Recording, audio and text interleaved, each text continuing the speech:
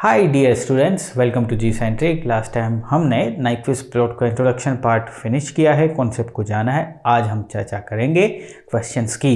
ढेर सारे क्वेश्चंस देखेंगे जो गेट की स्टाइल से हैं, गेट में पूछे जाते हैं। और मैंने आपको पहले भी बोला है कि नाइक्विस्ट प्लॉट वाला टॉपिक बहुत ही इंपॉर्टेंट है। ध्यान से समझिएगा, चीज़ें वन बाय वन सारी क्लिक हो जाएगी, कोई सा भी डाउट नहीं रहेगा। The most fundamental thing is the formula जो हमने लास्ट टाइम पढ़ा है, equal to P minus Z. वहाँ पे पी क्या है, जेड क्या है, बहुत सारे बच्चों को ये पल्ले नहीं पड़ता। जिनको पड़ जाता है वो भूल जाते हैं, लेकिन आप नहीं भूलेंगे, इतना मैं आपसे उम्मीद कर सकता हूँ। आइए फिर क्वेश्चंस का पैटर्न देखते हैं। नाइक्विस्ट प्लॉट में सारे गेट के क्वेश्चन है, गेट स्टाइल में क्वेश्चन है। देखते जाइए, समझते जाइए, कोई भी डाउट आपका नहीं बचेगा। सिंपल से मैंने क्वेश्चंस लिख लिए हैं, इनके आगे इनकी लाइन भी है कि draw the Nyquist plot for this and find the stability. पूरी अब आगे मैंने सिर्फ क्वेश्चन लिख लिए है, तो समझ जाना। इनका लाइन लिखने की मुझे ज़रूरत नहीं थी, तो मैंने नहीं लिखी। चलिए आइए, draw the Nyquist plot for the this.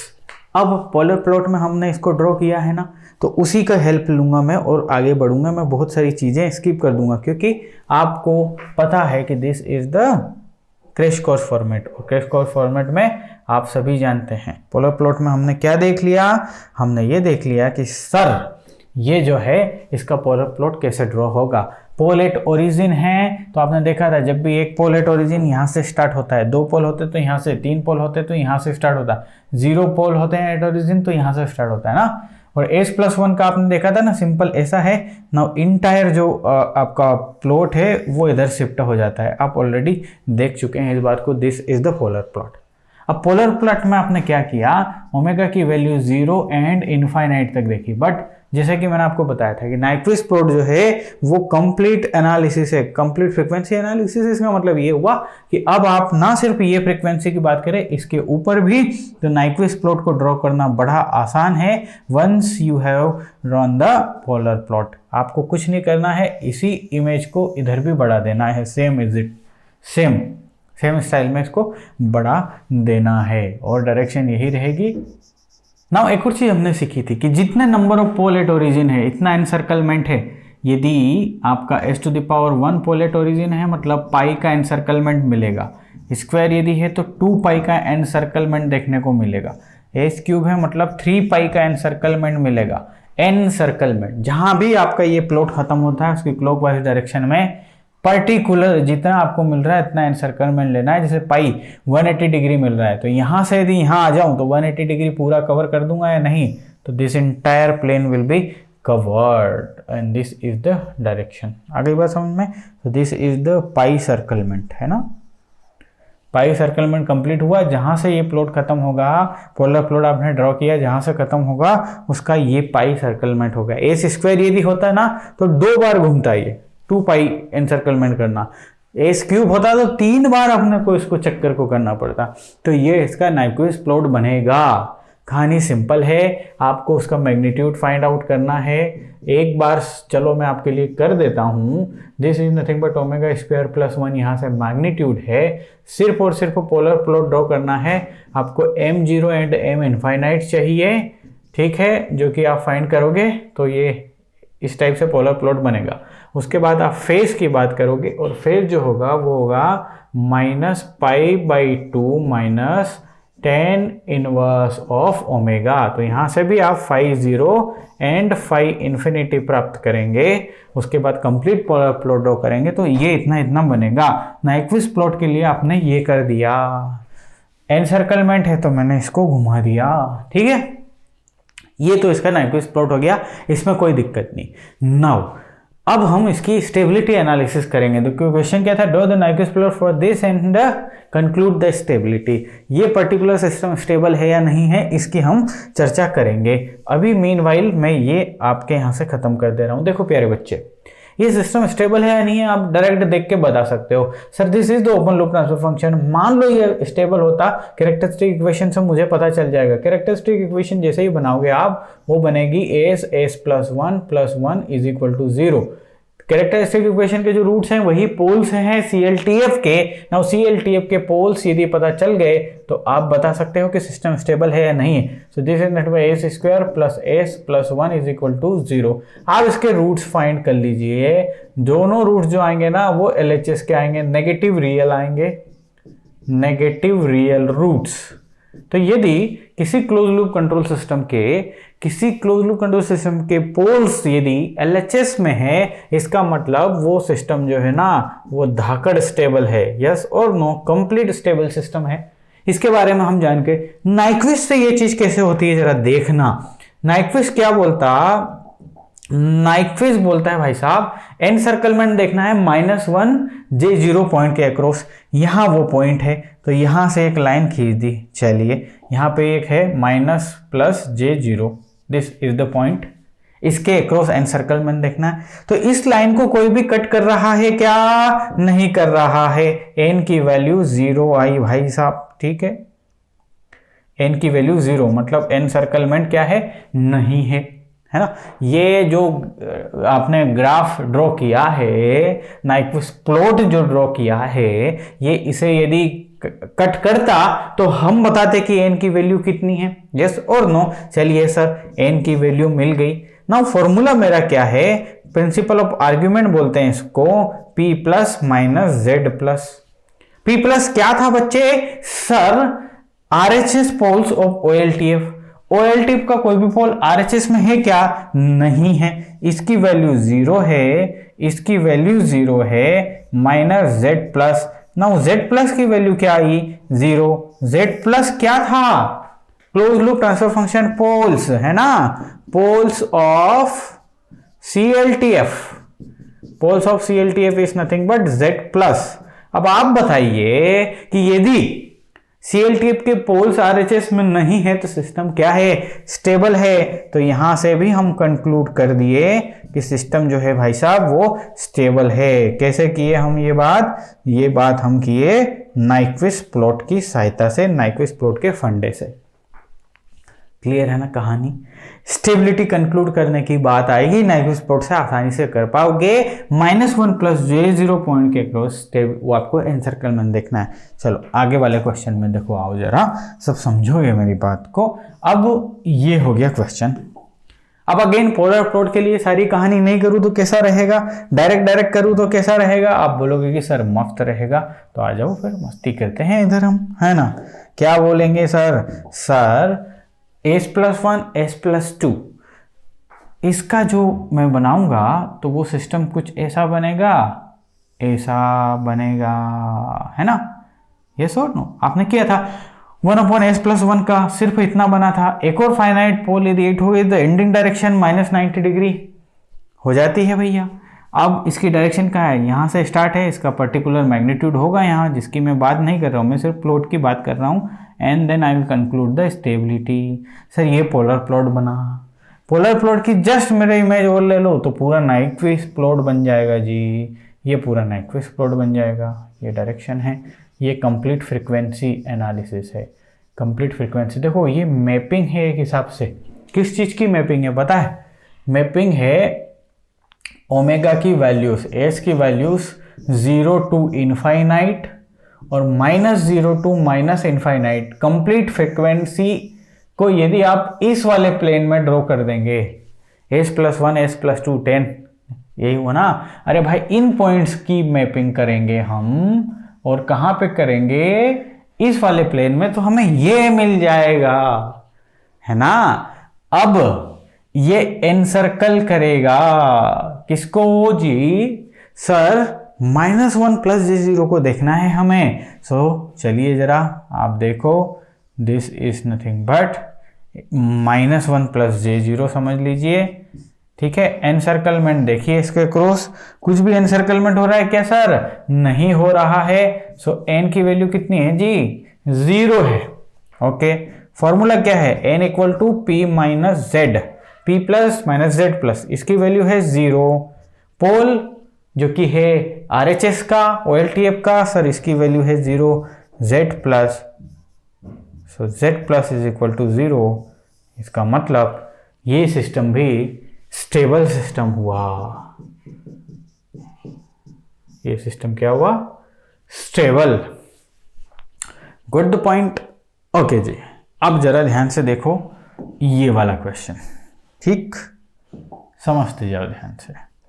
Again आपके लिए मैं ड्रॉ कर रहा हूं क्या, नाइक्विस्ट प्लॉट, आप समझ ही गए हो। हाँ, अब देखो क्या बोला था मैं, यदि पोल एट ओरिजिन होता है यहां से स्टार्ट होता है, दो पोल एट ओरिजिन है यहां से स्टार्ट होगा, है ना, और ये ग्राफ बनेगा ऐसा। कैसे बना दिया मैंने, अरे भाई साहब मान लो 1/s+3 रहता तो इसका ग्राफ कैसा बनता सर, ऐसा बनता। अब इस पे यदि s² ऐड हो गया है तो ये पूरा एंटायर ग्राफ यहाँ 180 डिग्री पे शिफ्ट हो जाएगा, ये ऐसा बनता। लेकिन एक और फाइनाइट पोल चूंकि ऐड है तो एंडिंग डायरेक्शन यहाँ पहुंच जाएगी। यस और नो, आपको पता है सारी चीजें, अच्छे से मैंने सिखाई है। तो ये बन गया क्या आपका, कौन सा ग्राफ, पोलर प्लॉट बन गया। This is the polar plot. अब पोलर प्लॉट को यदि आप इधर से ऐसे कर दिए तो ये बन गया क्या, कंप्लीट नाइक्विस्ट प्लॉट या कंप्लीट फ्रीक्वेंसी रिस्पॉन्स।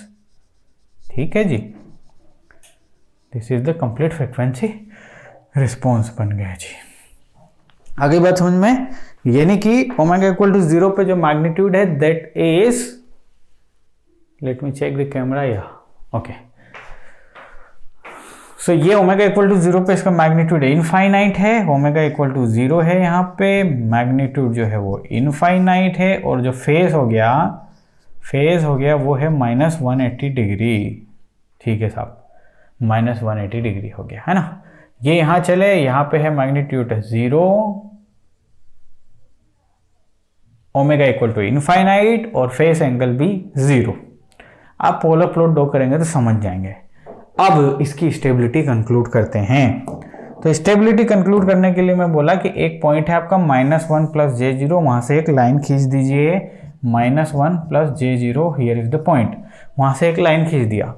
ये लाइन को ये कट कर रहा है, ये कट कर रहा है ना, सो n की वैल्यू आएगी, n सर्कलमेंट होगा, but the question is n की वैल्यू क्या होगी, है ना।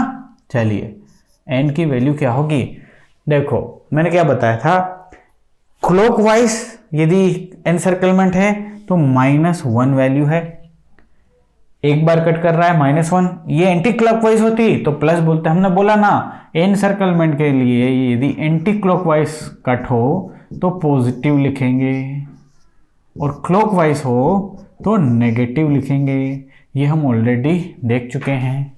यहां पे कटिंग हो रही है क्लॉकवाइज, देख लीजिए। तो क्लॉकवाइज के लिए आपने लिया n इक्वल टू -1। ठीक है, अब हम फॉर्मूले पे आ जाते हैं, सिंपल सा फॉर्मूला। क्या है formula sir, n equal to p plus -z plus, sir n की वैल्यू आई है -1।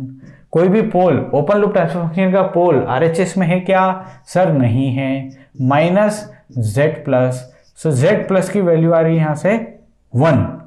z प्लस की वैल्यू 1 आ रही का मतलब ये है कि एक पोल, इसकी वैल्यू 1 आ रही ना, एक पोल CLTF का RHS में है।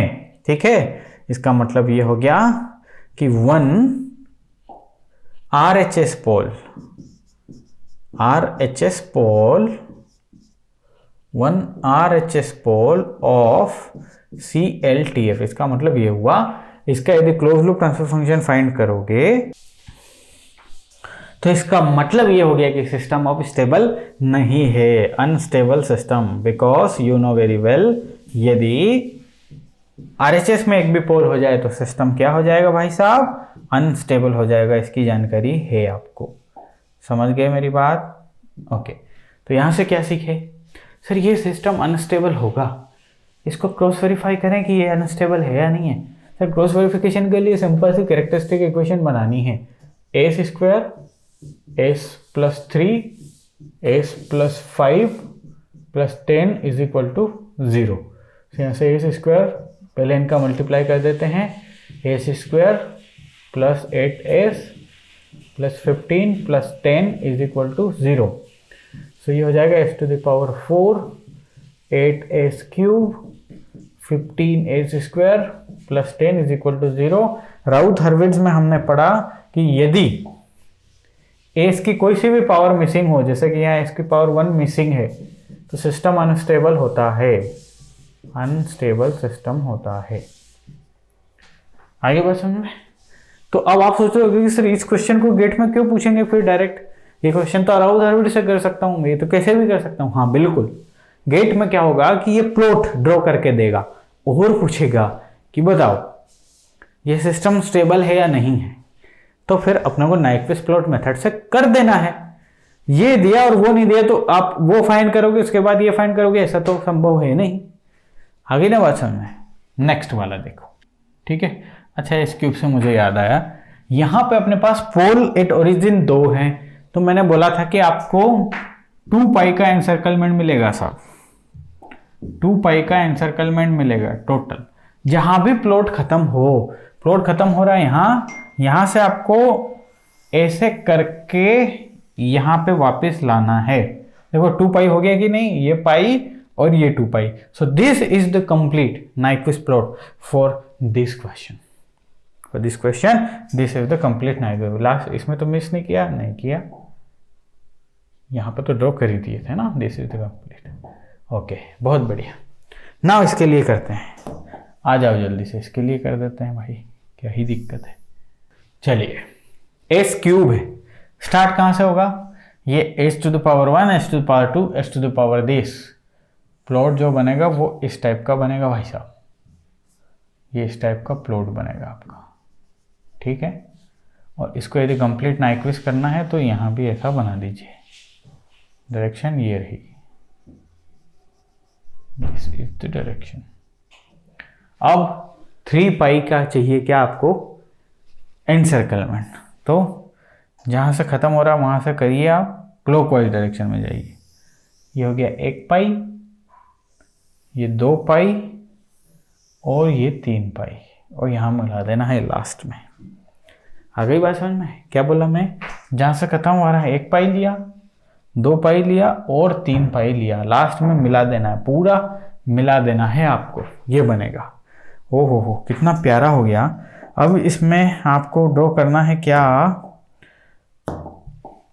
स्टेबिलिटी फाइंड करना है। तो एक पॉइंट है -1 + j0, -1 + j0 ना, इस पॉइंट पे स्टेबिलिटी कंक्लूड कीजिए इस पर्टिकुलर फंक्शन की। तो आइए देखते हैं जरा, n = p - z। Sir n क्या है, p क्या है, जल्दी से बता दीजिए। ओके, डायरेक्शन क्या है भैया, क्लॉकवाइज डायरेक्शन है, this is nothing but the clockwise direction है। इस लाइन को 2 बार कट हो रहा है ये, सो यहाँ से n की वैल्यू कितनी आई बेटे, -2 आई। माइनस क्यों लिखा, because of the clockwise encirclement, so n की वैल्यू -2 है। p की वैल्यू, RHS पोल्स हैं क्या, नहीं है, इसका मतलब 2 poles in RHS, unstable system. Clear है ना कहानी? चलिए आगे आ जाइए। चलिए फाइनली इसमें ले लिया मैंने एक पोल इन RHS ना, बड़ा मजा आएगा। देखिए ना, इसका proper polar plot Nyquist plot draw करते हैं। आ जाओ जरा, इसका मैग्नीट्यूड फाइंड करते हैं। मैग्नीट्यूड हो जाएगा omega square + 1। So m at 0 infinite आ रहा है, m at इनफाइनाइट 0 आ रहा है, कोई दिक्कत नहीं। Okay, let's find out the face.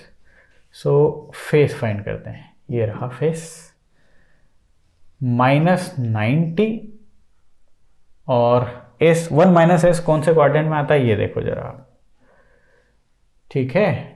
Real part है पॉजिटिव, ये रहा, और इमेजिनरी पार्ट जो है जैसे 1 - j omega, imaginary part negative यहाँ है, तो ये वाला क्वाड्रेंट है ये। तो इसमें जब आपको एंगल लिखना है तो वो क्या करना पड़ेगा, 0 - tan इनवर्स ऑफ ओमेगा। कहाँ से आया सर, ये क्या कर रहे हो सर? अरे बेटा सब सिखाया हूँ मैं, है ना। अलग अलग क्वाड्रेंट में यदि एंगल है तो अलग अलग तरीके से उसका एंगल लिखा जाएगा, सब सिखाया हूँ मैं, आपको पता ही, इतनी सारी चीज़ तो आपको पता होनी भी चाहिए। So -90 + ten inverse of omega. Okay जी सर, अगेन दो चीज़ फाइंड कर लीजिए, phi zero and phi infinite. Phi zero जब फाइंड करेंगे तो वो आ जाएगा -90, so here it is -90। Infinite करेंगे तो -90 + 90, सो ये हो जाएगा 0। तो अब ड्रॉ करते हैं क्या, डायरेक्टली हम नाइक्विस्ट प्लॉट ड्रॉ करते हैं। तो पोलर आ गया है, अब इसका जस्ट डबल कर देंगे, नाइक्विस्ट आ जाएगा। -90 से सर शुरू कीजिए, बिकॉज ओमेगा = 0 है यहाँ पे, लेकिन एंगल -90 है और वो इनफाइनाइट है, तो ये कहानी यहाँ है पूरी, ठीक है। हियर इट इज, इस पॉइंट पे मैग्नीट्यूड इनफाइनाइट मान लिया, -90 मान लिया मैंने। अब अपने को इनफाइनाइट पे जाना है 0, और ये 0 लाइन पे जाना है ना। सो 0 लाइन पे जाना है, सो इट्स लाइक दिस। आगे बात समझ में, थोड़ा और अच्छा बना देते हैं।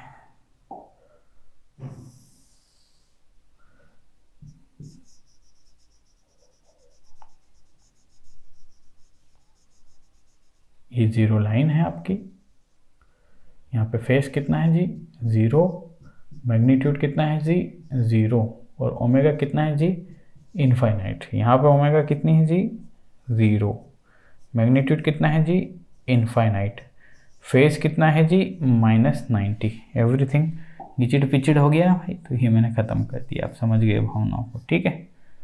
Okay, but not this is not the Nyquist plot. Nyquist plot के लिए आपको यहाँ पे और ऐसा कर देना है, लाइक दिस, ठीक है। और जहाँ ये खत्म हो उसकी क्लॉकवाइज डायरेक्शन, बहुत सारे बच्चे इधर चला देंगे, नॉट दिस, इधर एनसर्कलमेंट, तो ये यहाँ आ गया, ये हमेशा क्लॉकवाइज रहेगा एनसर्कलमेंट, ठीक है। ये लीजिए, समझ गए बात। इसका नाइक्विस्ट प्लॉट बन गया ये। अब हमें स्टेबिलिटी कंक्लूड करनी थी, तो स्टेबिलिटी कंक्लूड करने के लिए पॉइंट लिया मैंने -1 + j0, यहाँ से ये कर दिया। एन सर्कलमेंट की वैल्यू यहाँ से कितनी है 0, कोई कटिंग है क्या इसका, बिल्कुल नहीं है। Let's conclude the stability, n = sir p ± z+, ठीक है साहब। n की वैल्यू कितनी है सर 0 है, pole in the RHS yes sir 1 है, -z+, z+ की वैल्यू यहाँ से कितनी आई जी 1। इसका मतलब 1 पोल किधर है, 1 पोल इन RHS, और ये पोल किसी छोटी मोटी चीज़ का नहीं, क्लोज लूप ट्रांसफर फंक्शन का है। और क्लोज लूप ट्रांसफर फंक्शन का यदि है तो ये सिस्टम हो जाएगा क्या, अनस्टेबल सिस्टम, अनस्टेबल सिस्टम। वाह सर, ये अनस्टेबल सिस्टम है। हाँ कर लो आप फाइंड आउट, s - s² + 1 = 0, ये कैरेक्टरिस्टिक इक्वेशन बनेगी C। ना कैरेक्टरिस्टिक इक्वेशन में एक भी कोई साइन चेंज यहाँ भी हो तो पक्का RHS में पोल निकल के आएंगे और ये सिस्टम को बना देंगे अनस्टेबल। आ रहा है ना मजा, आ गया।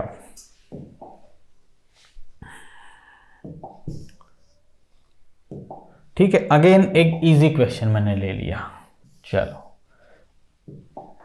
एक पोल रहता तो यहां बनता, दूसरा पोल हुआ एंडिंग डायरेक्शन चेंज हो गई, तीसरा हुआ तो एंडिंग डायरेक्शन यहां पहुंच गई। कुल मिला के कहानी बनेगी कुछ ऐसी, ठीक है। ये रही डायरेक्शन, ये रही डायरेक्शन, तो इसका जस्ट मिरर बना दीजिए। हियर इट इज, कोई पोल ओरिजिन पे है नहीं, अदरवाइज पाई एनसर्कलमेंट का ध्यान रखते हम, ठीक है।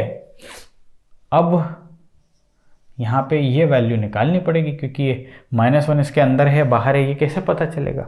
प्लॉट तो ड्रॉ कर दिया आपने, बिल्कुल पता चलेगा। देखो ये पूरा प्लॉट यहाँ पे -180 डिग्री को क्रॉस कर रहा है। 180 डिग्री को जहाँ क्रॉस कर रहा है वहाँ पे ओमेगा निकाली जा सकती है, बिकॉज यहाँ पे ओमेगा = 0 से स्टार्ट हुआ है ना, और यहाँ पे ओमेगा =∞ पे फिनिश हुआ। इसके बीच में ये पर्टिकुलर एक कोई ओमेगा रहेगी, ये ओमेगा निकाल लो तो वहाँ से मैग्नीट्यूड पता चल जाएगा इसका, है ना। क्या बोला मैं सर, मैं ये बोला कि इसका फेस निकालते हैं। तो इसका face is nothing but -tan−1 of omega ten inverse of omega by 2 minus ten inverse of omega by 3। इसकी वैल्यू -180 डिग्री के इक्वेट करनी है साहब। ठीक है, तो वो कहाँ पे होगी? वो होगी ओमेगा इक्वल टू -180 डिग्री चाहिए ना। सो ओमेगा की वैल्यू यहाँ से आएगी, मैं डायरेक्ट लिख दे रहा हूँ आप लोगों के लिए।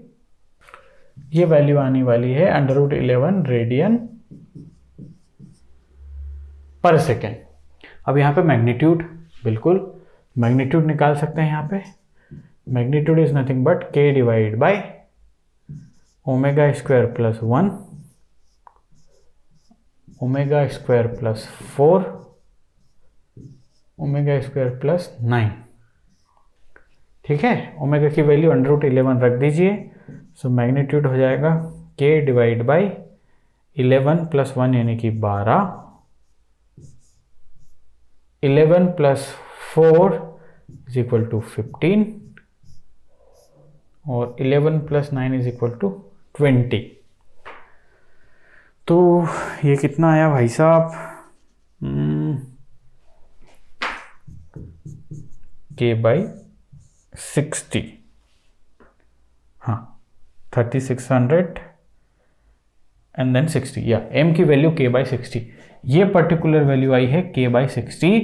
नाउ आप ये k बाई 60 जो है ना, ये डिसाइड करेगा कि कहानी क्या है।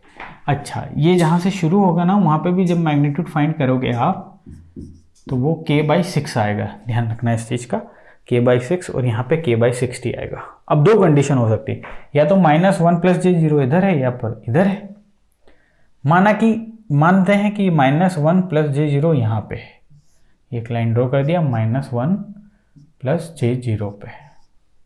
एनसर्कलमेंट देखो जरा सर, एनसर्कलमेंट कुछ मिला क्या? 0 मिला। n equal to p minus z, n equal to p minus Z.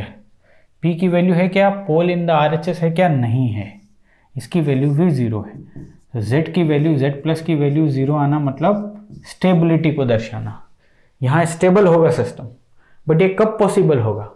ये कब पॉसिबल होगा? जब k बाई 60 जो है ना, k बाई 60 मैग्नीट्यूड में ही बात करें, ये -1 से छोटा हो। मैग्नीट्यूड इससे छोटा हो भाई, -1 के मैग्नीट्यूड से छोटा हो। ये k बाई 60 इधर हो, अंदर हो। -1 के इधर जितने भी अंक हैं ये इससे छोटे हैं कि नहीं? -1/2 -1/3 ये सब इधर से छोटे हैं। तो k बाई 60 जो है ना, इससे छोटा होना, तो यहाँ से k की रेंज 60 के अंदर निकल के आई। k को 60 से अंदर रखना पड़ेगा।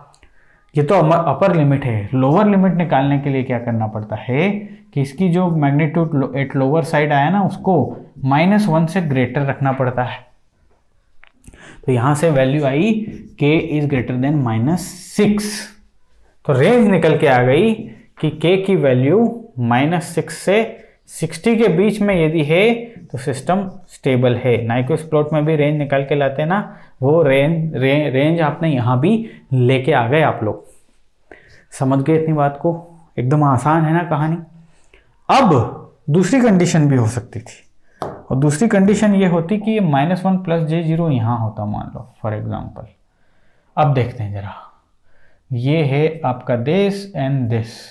n की वैल्यू -2 आ गई ना, n की वैल्यू आई -2, यानी कि z की वैल्यू आ जाएगी 2। ये सिस्टम को बना देगा अनस्टेबल सिस्टम, अनस्टेबल बना देगा। तो अनस्टेबल बना कब देगा? जब ये ऑटोमेटिक 60 से बड़ा होगा। यहाँ से ये निकल के आ जाएगा। जब आप करोगे कि k बाई 60 जो है, मैग्नीट्यूड ऑफ k बाई 60 -1 से बड़ा है, तो k यदि 60 से बड़ा है, सिस्टम अनस्टेबल हो जाएगा। आप चाहो तो करके देख लो। k की रेंज आपको मिल गई नाइक्विस्ट प्लॉट से। Last question of the day, here it is. ठीक है, और ये पॉइंट्स मैं भूल गया लिखना, मैं लिख देता हूँ तमाम पॉइंट्स क्या है, ताकि स्टेबिलिटी को कंक्लूड कर पाएं।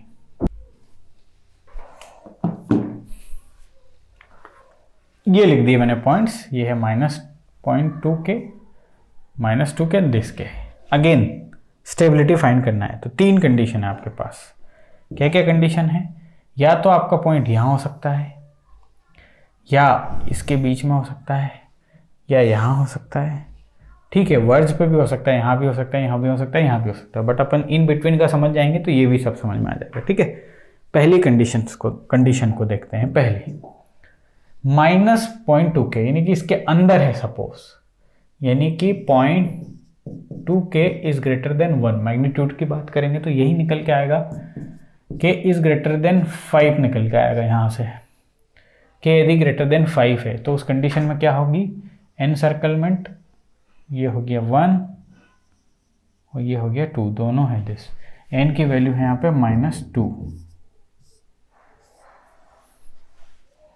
सो n equal to p minus z, -2 is equal to p minus z. p के बारे में कुछ है क्या, ये आधा अधूरा लिखा है, लेट मी चेक। यस, इसके लिए कंडीशन दे रखी है, no open loop pole in RHS,